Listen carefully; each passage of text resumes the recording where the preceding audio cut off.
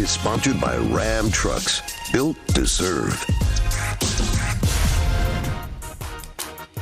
Luka got cooked in Game 2. Do the Mavericks have any chance of turning things around tonight against Phoenix? The Grizzlies will be without Dillon Brooks for Game 3. How surprising was his suspension? And we've been waiting for it. Club Superstar opens on Tuesday. We got ourselves a soft opening today. Good morning, everyone. It's Friday. I think it's the perfect day to go to a club. Jen and Nick, Broussard and Wild. Listen, besides myself, is anyone a lock to get into this Club Superstar, Nick, right? Oh, well, listen, I was out scouting locations last night in person to find the ideal spot. I'll tell you who's a lock. The guy you're seeing right there, Giannis. In fact, Giannis, he has thrown in a request to be the official Club Superstar DJ. Giannis spinning the ones and twos at Club Superstar. Giannis? That's what you get when you're the best player in the league. Okay. No idea. It's such great musical taste. We will get to Club Superstar. We got to start in Philly. Sixers Heat, Game 3 tonight. Their superstar, Joel Embiid, still listed as out. That's not good, considering the way their supposed other superstar, James Harden, is playing. They brought him in assuming he was the James Harden of old. Instead, they just got James Harden, who looks old. Rich Hoffman from The Athletic writes this: we learned in games 1 and 2 that this version of Harden can't lead the Sixers to a win because he doesn't have the explosiveness to score with volume. He can't lift any supporting cast to the level of an elite offense, as was once the case. Nick, we're not that far removed from Harden being able to impact a game at will. How do you think his legacy is going to be impacted if the Sixers, if they just don't make this series competitive? Well, I think it'll, end the chapter of his career of James Harden as an unquestioned, top 15 player, top 20 player. And I think more importantly, Brew, historically, I a few years ago said that I thought James Harden was the best player in NBA history who didn't win a ring.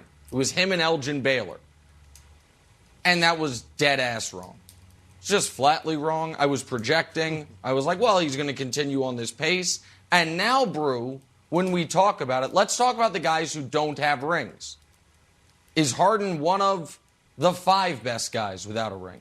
Is Harden better than Charles Barkley? No. Is Harden better than Karl Malone? No. Is Harden better than Elgin Baylor? Now, listen, I know J.J. Redick might get mad at me, but Elgin Baylor was a great player. We don't have to relitigate it. The answer to that is no. Was Harden better, Brew, than John Stockton? I don't think so. And clearly Harden's not better than CP3. Clearly. Now, CP3 might remove himself from this list in 6 weeks, but he has to deal with a lot of things, Luka Doncic and the curse of the Broussard, so I'm not certain if he will. But that's 5 names I just gave you. Listen, I'll give you Harden over Patrick Ewing. I'll give you Harden over Allen Iverson, Harden over Russell Westbrook because of what he accomplished in the regular season.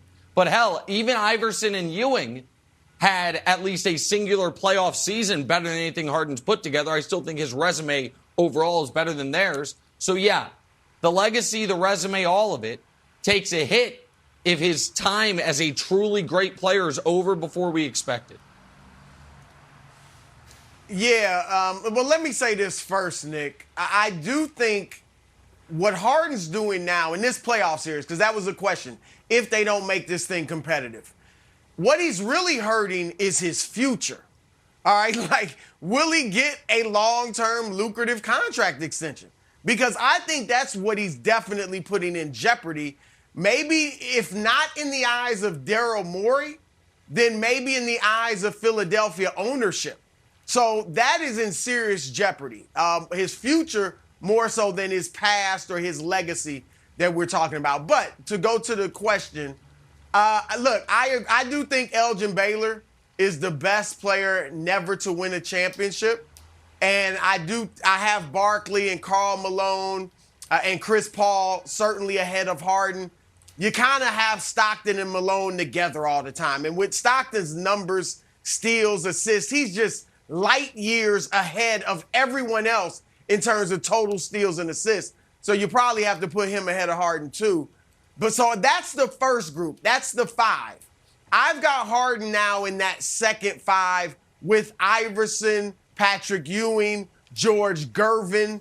I do have him ahead of maybe these guys are in that group too, Westbrook and Steve Nash. But that's the group I believe Harden's in now. Yeah, me too. Here's the interesting thing, Wilds. Because of the age that we are in and that Harden plays in, the technology now, the internet, social media, even shows like this, right? Debate shows where we talk about these things ad nauseum. Will that make Harden's or any player for that matters, failures and shortcomings more memorable than they have been for past generations? Because typically, even if a guy's gotten criticized when he played, that kind of goes away once he retires. And we remember the great moments. Yeah, he never won a ring, but this dude was awesome. He's a Hall of Famer. He's all-time great, all that. I'm starting to wonder if because of today's era and technology, if stuff won't go away so quickly. Here's an example. Charles Barkley, who we all just remember as an awesome player. Yeah, he never won a ring, but it wasn't Charles's fault. Charles was fantastic. But look at these quotes that Scottie Pippen, the 6-time champion, when he said these quotes. Charles will never win a championship because he doesn't show any dedication. Very selfish guy. Doesn't show the desire to want to win. He owes me an apology for coming to play with his fat butt. That's what Pippen said about the great Charles Barkley. That first quote, too, that is here's the full quote. Pippen said, I should have listened to Michael Jordan a year ago when he told me Charles would never win a championship because he doesn't show any dedication. Now, if Kevin Durant came out and said, man, look, I should have listened to CP3. CP3 told me after he played with Harden, he ain't dedicated. He'll never win a championship with that guy because he's not dedicated. We would say, oh my gosh, his legacy is totally flattened. Like this will never be lived down. And yet with Barkley, we don't think of those things. So I just wonder. I mean, because to me, Harden is in the same space as most of the guys that haven't won. There's a reason Elgin Baylor, he went to 7 finals, never won, and then the year he retires 10 games into the season, they win. With the same team, the Lakers. They had Wilt, they had Jerry West, so you would look at that like, wow, is that saying something about Baylor? Karl Malone shot 44% in the 97 finals against the Bulls. And in 98, Jordan stripped Malone of the ball, right? Malone got stripped by Jordan, a guard, before Jordan hit the iconic shot to end the series. I brought up Barkley. Iverson, we could talk about, well, he didn't like to practice. He wasn't a defense. So my point is, all of these guys that haven't won, we could point out some negatives, and Harden's no different from that. But I wonder if this stuff may stick to him longer, Wilds, just because of the era that we're in today. It's interesting. That's an interesting take. And to build off of it, I don't think it will, Broussard, because incremental decline or increases doesn't really show up. It doesn't move the meter like stark highlights or lowlights do. Like, I would argue that Russ shooting the ball almost over the backboard is something that people could point to and say, look, Russ is not the guy he used to be. The old defensive tape that was put together of Harden letting guys go past him, I thought that was damaging to him. Same as like Baker Mayfield, the quick tape of him missing Odell. That's damaging. But a slow erosion of skill, I don't think is as damaging because there's not one thing to point to in sort of a headline, sort of back page of the newspaper, if you will. The question I have for you is this, Nick. Do you think, you mentioned closing a chapter on James Harden's career, the chapter of him being one of the best players. What does this next chapter look like? Because I don't understand why James Harden isn't playing like Chris Paul right now, or can't play like Chris Paul. Chris Paul is older. Chris Paul had that knee surgery when he was young, and we're like, oh man, is Chris Paul ever going to be that guy? He had the hamstring too. He's fine, and he had a hamstring. Good call, Jenna. And is Chris Paul's handle that much better than James Harden?